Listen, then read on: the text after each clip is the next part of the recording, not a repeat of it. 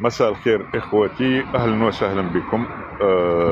لايف خفيف فيما يخص جرو المخزن اللي هو فرحات مهني، اللي دار اتفاقية مع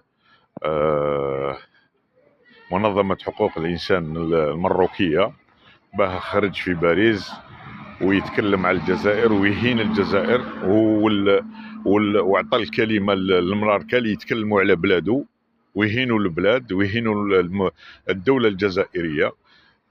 راكم شفتوا، يعني الناس كلها شافت هذا الموضوع. كاين بعض الإخوة من الناحية القبائلية اللي خرجوا وتكلموا وندوا على هذا الأمر ورفضوا رفض تام على التصريحات اللي دارهم فرحات مهني.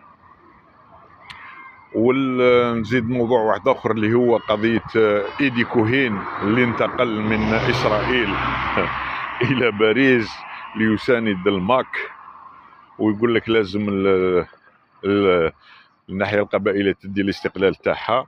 وهو نساب لانهم قتلت اطفال ونساء ورجال في فلسطين، ويهدر باسم حقوق الانسان وهما نساو حقوق الانسان عندهم. هذا امر مهين، والحمد لله اللي ورى الوجه الحقيقي لمنظمه الماك الارهابيه. هذا واقع رانا شفناه والشعب الجزائري الكل شافه، والحمد لله يا ربي اللي فضح نفسه. هنا في الناحيه القبائليه اغلبيه الناس، نقول اغلبيه يعني تقريبا 98% اللي راهم ضد الفكره هذه، وراهم يندوا على الشيء اللي داروه.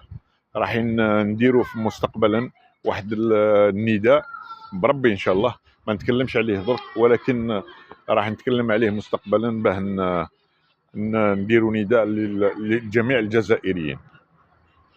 المهم واش نقول لكم، يعني القلب يوجع كي يسمع حوايج كيما هذو ويشوف حوايج كيما هذو. انا نظن باللي جميع الجزائريين عندهم نفس الغيره ونفس التفكير اللي راني نتكلم عليه، والحمد لله يا ربي للجزائريين الكل متحدين ويبقوا متحدين باذن الله بربي ان شاء الله.